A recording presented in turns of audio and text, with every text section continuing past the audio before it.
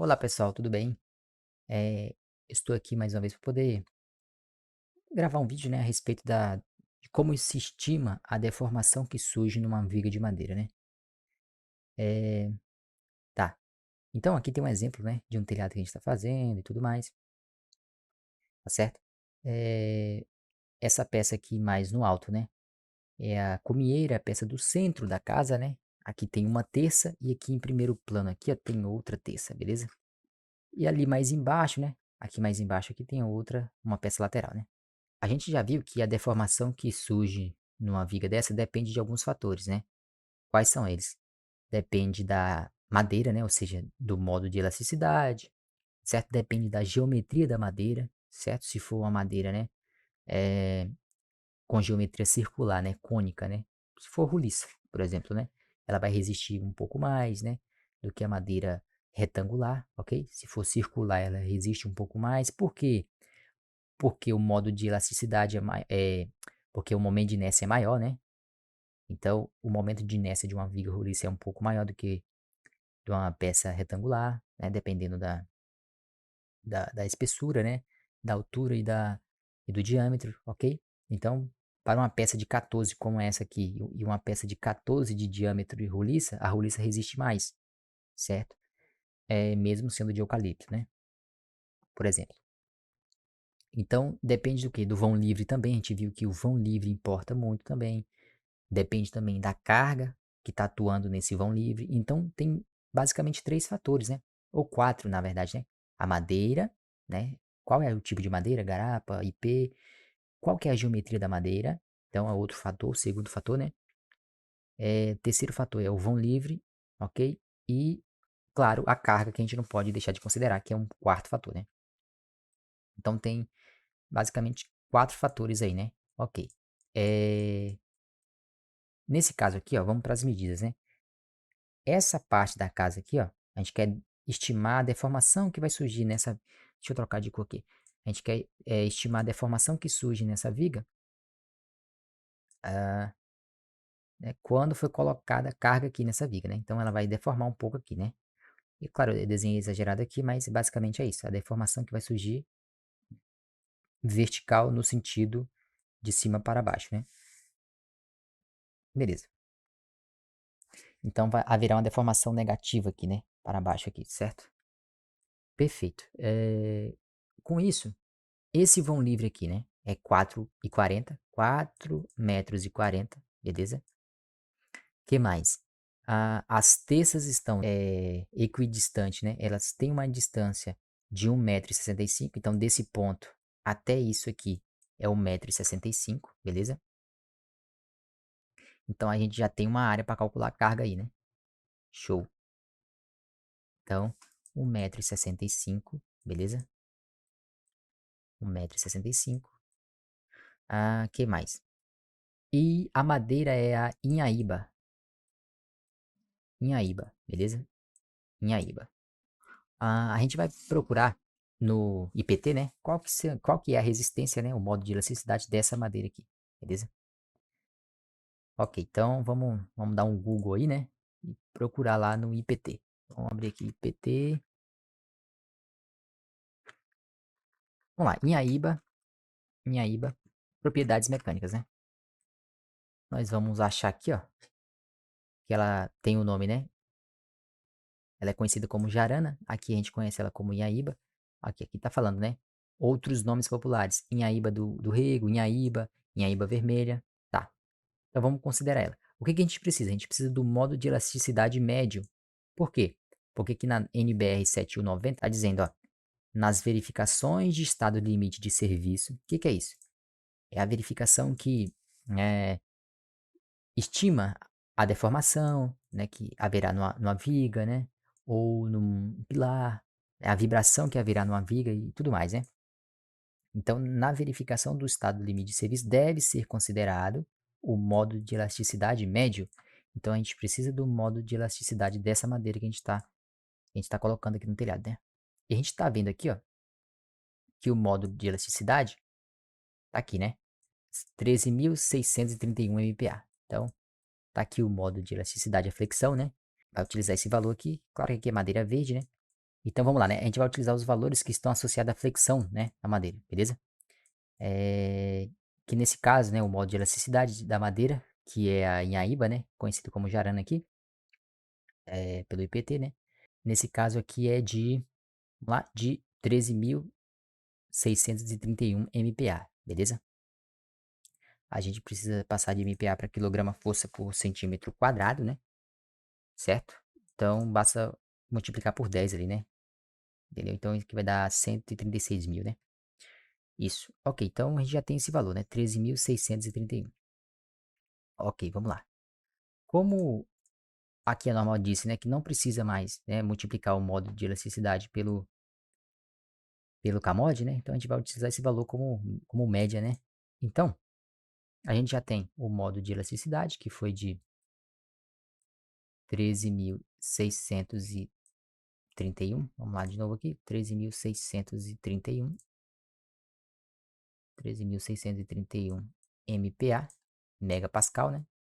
A gente vai transformar isso aqui em quilograma-força por centímetro quadrado. Isso aqui é medida de pressão, né? De tensão, ok? Isso aqui é medida de tensão. Na verdade, nada mais é do que força dividido pela área, né? É medida de força por área, beleza? Então, tem a ver com tensão. A gente precisa passar isso para quilograma-força, né? Quilograma-força por centímetro quadrado, beleza? Basta multiplicar por 10, né? Então, vai dar 136 mil, certo? Aqui vai dar 136.031 e 310, né? Quilograma-força por centímetro quadrado. Quilograma-força por centímetro quadrado. Beleza, já entendeu já, né? Certo, vou ver se eu apago isso aqui. Beleza, então a gente já tem o valor transformado, né, em quilograma-força por centímetro quadrado. Por que em centímetro quadrado? Porque a gente vai querer a deformação em centímetro aqui, né? Beleza? Então, eu já fiz uma verificação aqui, ó, no programa chamado FTools, né? Vamos abrir aqui. Eu já lancei aqui eu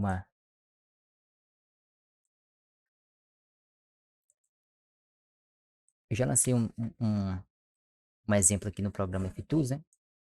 Já lancei um exemplo aqui no programa FTools e vou rodar aqui para a gente verificar, né? A deformação vertical. Então, vamos lá. Aqui.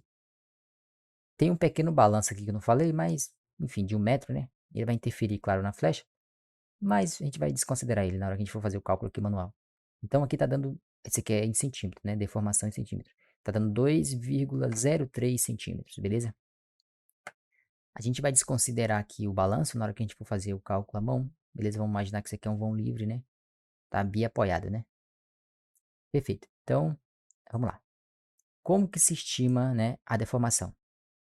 Quando a peça estiver nessa configuração aqui, ó, tá?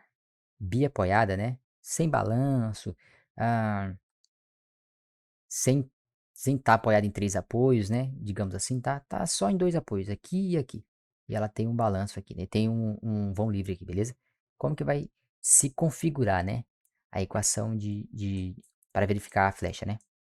Ela depende, tá certo?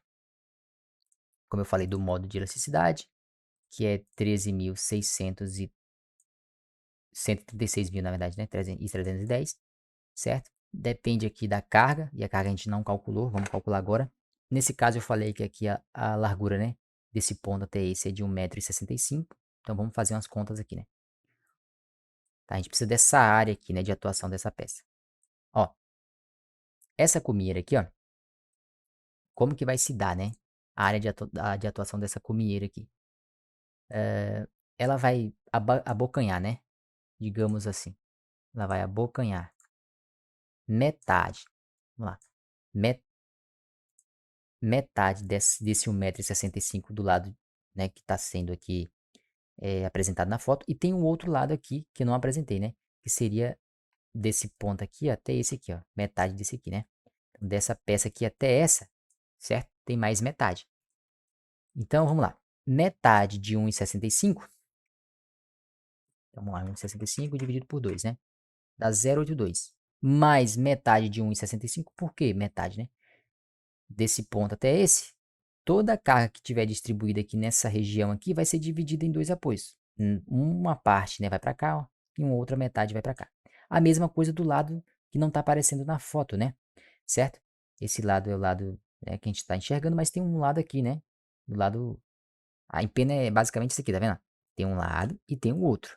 Metade de um lado descarrega aqui e o outro metade aqui. Então, na verdade, é 0,82, né? Mais 0,82, certo? Então, que é metade de 1,65 m, certo? Descarrega aqui. A gente já viu quanto dá a metade de 1,65 m. Vamos lá de novo. Olha aqui, ó. Mais isso aqui de novo, né? Mais metade disso. Vamos lá. Então, 1,65 m, só que tem a outra metade, né? 1,65 m de novo, dividido por 2. Certo? E vamos multiplicar isso por 2, né? Então, acaba que a área de atuação, né? A largura que efetiva, né? Em que essa comida vai trabalhar é de 1,65 m, beleza? Porque é metade desse vão mais a metade do outro, beleza? Então, a gente já tem basicamente uma área aí, ó. Qual que é a área? É 4,40, que é o vão livre, né? Vezes 1,65 m. Então, dá uma área de 7 metros,26. 7,26 metros quadrados. A telha que a gente vai utilizar aqui é uma telha comum, uma telha de barro, né? Nada fora do comum, uma telha até pesada, certo? Ela vai cobrir 33 telhas por metro quadrado. Então, se aqui tem 7 metros quadrados, basta multiplicar isso por 33 telhas. Então, são 239 telhas, beleza? Cada telha é 1,8 kg, então 1,8. Então, tem um total aqui, ó, de 431 quilos, certo? Sendo descarregados aqui nessa peça aqui. Claro que eu vou dividir isso por 4,40. Por que eu vou dividir isso por 4,40? Porque eu quero a carga ao longo de toda, né, essa peça aqui, ó. A carga, né, distribuída uniformemente nessa peça. Então, vamos lá. Para a gente achar essa carga uniformemente distribuída, basta dividir pelo comprimento da peça. Então, dá 98 quilos por cada metro. Então, cada metro aqui, ó, cada metro dessa peça vai estar abocanhando 98 quilos. Olha como é bastante carga, né? Novamente, quilo por metro, né? Isso aqui, ó, é 98 quilos por metro. Eu preciso passar para centímetro, né? Certo? Basta, então, dividir por 100, né? 0,98 é 98, né? Na verdade, dividido por 100. Então, vai dar 0,98. Tá, então deu 0,98 quilograma por centímetro. O que que significa? Que a cada centímetro aqui, ó, que essa peça vai... a cada centímetro da peça, ela vai estar sendo solicitada com uma carga, né, de quase 1 quilo, beleza? Certinho? Então, a cada centímetrozinho dessa peça, vai ser solicitado nela, né, uma carga de 1 quilo, 1 quilograma, né, força, certo? Quase 1 quilograma, né? Então, vamos colocar esse valor inteiro aqui. Então, vamos lá. A carga deu 0,98 quilogramas, né, por centímetro, beleza? Certo. Vezes quem? Vezes o vão livre em centímetro. O vão livre é 4,40 m. Quando eu passar isso para centímetro, vai dar 440 centímetros. Então, 440 centímetros elevado à quarta. E aqui eu esqueci de multiplicar, né? 5 vezes, né? Isso aqui é da equação, né? 5 vezes a carga, vezes o vão livre à quarta, certo? Dividido, né? Por 384, certo? Isso aqui também é da equação, né? Vezes o modo de elasticidade, que a gente já colocou aqui, vezes o momento de inércia, né? E o momento de inércia é calculado multiplicando a base, que é 6, né? As dimensões da peça, né? 6,5 nesse caso, 6,5 por 14 de altura, dividido por 12. Tá, que é ao 14 ao cubo, né? Estou esquecendo aqui. Então, isso, tá aqui. Então, 5 é da equação, né? 0,98 é a carga, e essa carga depende, né, da área aqui, né, beleza? E do tipo de telha que eu estou utilizando. Então, uma telha bastante pesada. Ok, que mais? Do vão livre, só que em centímetro, né? O vão livre tem que estar em centímetro, então dá 440 centímetros. Elevado à quarta potência, tá aqui. dividido por 384, isso aqui é da equação, vezes o modo de elasticidade da madeira, que é 136.000, né? MPa, quilograma-força por centímetro quadrado, vezes o momento de inércia. O momento de inércia de uma peça retangular é a base, que nesse caso é 6,5 centímetros. Então, a base dessa peça aqui é essa largura aqui, né? Certo? E a altura é isso aqui, é os 14, né? Então, é uma peça de 14, ok? É uma peça de 14 por 6,5. Ok? Então, isso aí é o momento de inércia de uma viga retangular, né? Ela é a base, que é 6,5, vezes 14 elevado ao cubo dividido por 12. Então, a gente está vendo aqui, ó, que a deformação está dando 2,3 centímetros. Tá vendo aqui, ó? Um pouco, né, parecido com o que a gente encontrou aqui. Se a gente desconsiderar, se a gente desconsiderar esse balanço aqui, vamos desconsiderar esse balanço aqui e pedir para rodar. Olha lá, 12,3, né, centímetros. Com aquele balanço de 1 metro, como eu falei, vai 3 centímetros, né? 3 centímetros, não, 3 milímetros, né? Vão ser extraídos ali, né? Vão ser, digamos assim, ganhos ali, né? Então, essa aqui seria a parte teórica, né? E com o balanço aqui daria, né? 2,03, tá certo? Então, a gente está vendo aqui que a deformação instantânea que vai surgir nessa peça vai ser de 2 centímetros e 3 linhas, né? Só que isso aqui é deformação instantânea. Aqui, ó, na NBR, deixa eu verificar aqui. Aqui na NBR, tá dizendo, né? A flecha final, então a deformação final que vai surgir, ela depende, né? Da deformação instantânea vezes esse coeficiente de fluência, né? Ok? Então, o coeficiente de fluência depende do quê? Aqui na NBR, né? Na norma, depende da classe de umidade. Perfeito? Então, depende da classe de umidade. Nesse caso aqui, a classe nossa de umidade da região é 2 e 3. Classe de umidade do ambiente, né? Então, o coeficiente que a gente vai utilizar é 0,8. Certo? Então, aqui, ó. Eu preciso multiplicar aqueles 2 centímetros e pouco, tá? Por 1,8, né? Porque aqui é somar 1 mais 0,8 ali. Por que 0,8? Como eu já falei, né? A classe de umidade é relativa a cada ambiente, né? Aqui na nossa região, se a gente for verificar aqui, dá uma classe de umidade acima de 80%. Vamos lá, né? Vamos subir aqui, ó, pra vocês verificarem, né? A classe de umidade, ó. Né, aqui, ó, classe de umidade. Olha aqui. Classe de umidade relativa do ambiente. A umidade relativa, ela vai ter classe 3 quando tiver, né? Acima, né? De 75% e menor ou igual a 85%. Então, a nossa classe está aqui, ó, 3. Nossa classe 3. E para a classe 3, o coeficiente de fluência será esse aqui, ó, como já foi mencionado, né? Então, classe 2 e 3 é 0,8. Madeira serrada, é isso? Laminada colada e tudo mais, é madeira roliça. Então, será esse aqui. Se fosse classe de umidade 1, beleza? Seria 0,6. Então, quanto menor for a umidade da madeira, né, do ambiente ali, melhor será, mais resistente será a peça, né? Então, o que que é essa tal de fluência, né? O coeficiente de fluência é um valor, tá? Beleza? Que é tabelado como tá aqui, né? E ele vai levar em conta o tanto de tempo que essa peça vai ficar sobrecarregada, né? Se for uma carga permanente, né, e tudo mais, aqui é para carga permanente, né, como já falou aqui, né? Olha, para as flechas finais deve-se considerar quase permanente, né? Então, considerar permanente aqui. E a fluência é um efeito que acontece, né? É uma deformação que ocorre na madeira devido ao tempo. Se essa peça, por exemplo, aqui, ó, que tá aqui, né? Ela ficar sobrecarregada, né? Com essa carga durante um longo período, tipo assim, 2 anos, 3 anos, ela vai deformar mais, entende? Então depende do tempo. Vai chegar um momento que ela vai parar, né? Como tá aqui, ó. Como tá no exemplo aqui, né? Surge a deformação instantânea, que é essa primeira deformação aqui, e a fluência vai surgir quando a carga ficar por longos períodos de tempo sobre a viga, né?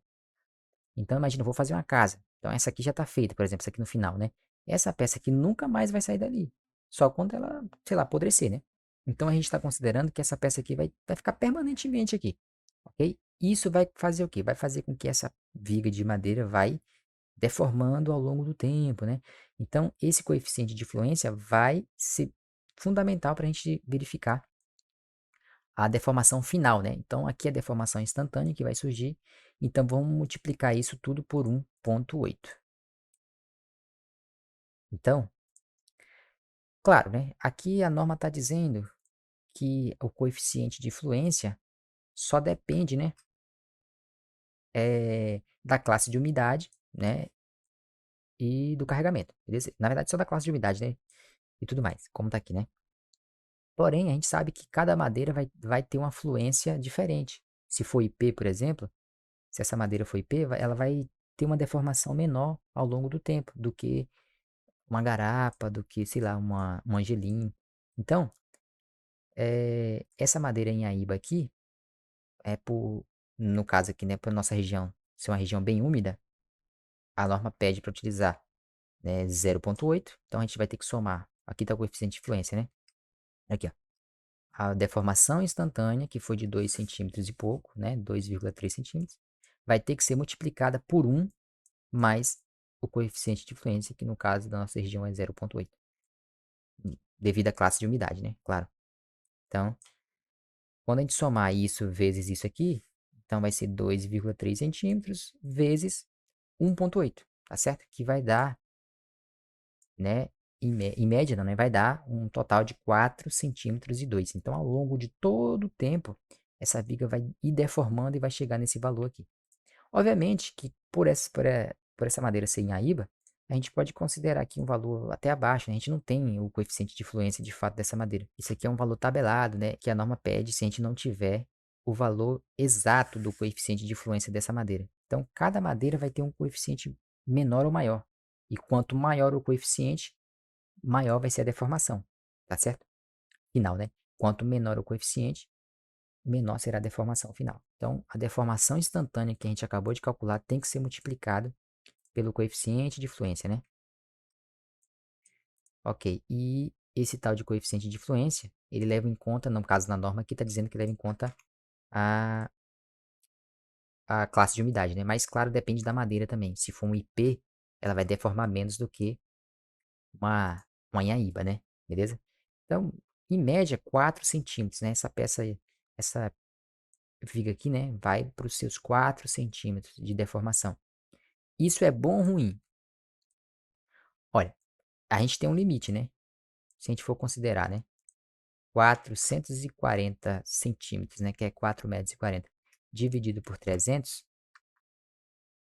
beleza? Ela deveria ser deformada, né? Essa deformação máxima que poderia ocorrer seria de 1,5 cm, digamos assim. Tá certo? Mas aqui tá dando 4 centímetros ao longo do tempo.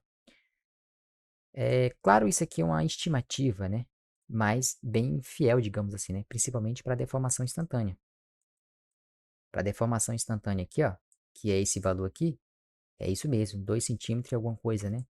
Em média ali 2 centímetros, beleza? Claro que conforme o tempo, como eu falei, ela vai deformar um pouco mais, né?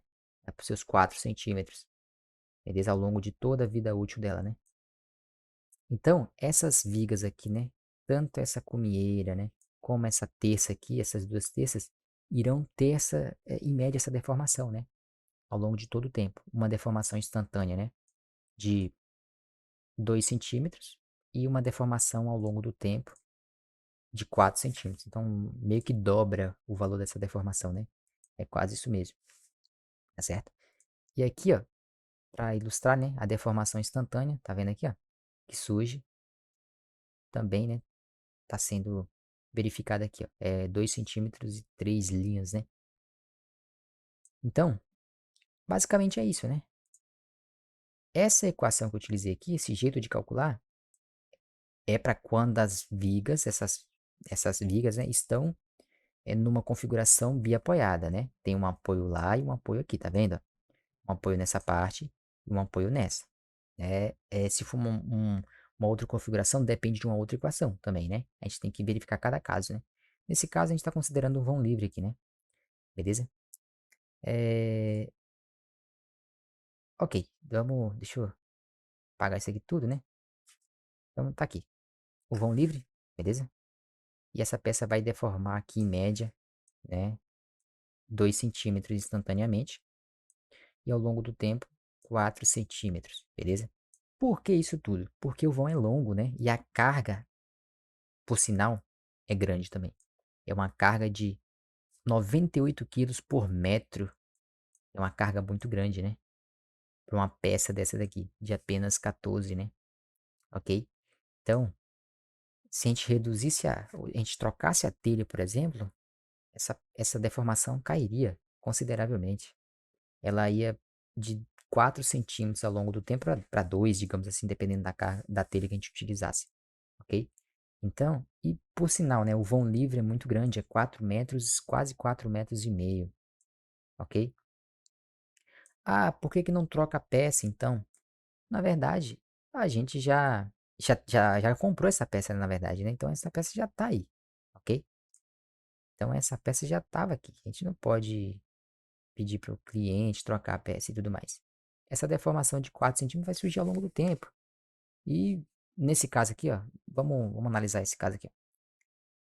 Para esse caso aqui, tem uma contraflecha, né? Eu não estou considerando aqui, mas essa viga aqui tem uma contraflecha. Então, acaba que no final das contas, para uma contraflecha, a deformação será um pouco menor ainda, né? Ok? Então, essa peça da comida, ela está quase 100% alinhada, né? Perfeita. Mas essas terças aqui, ó, essa e essa, tem uma contraflecha muito grande.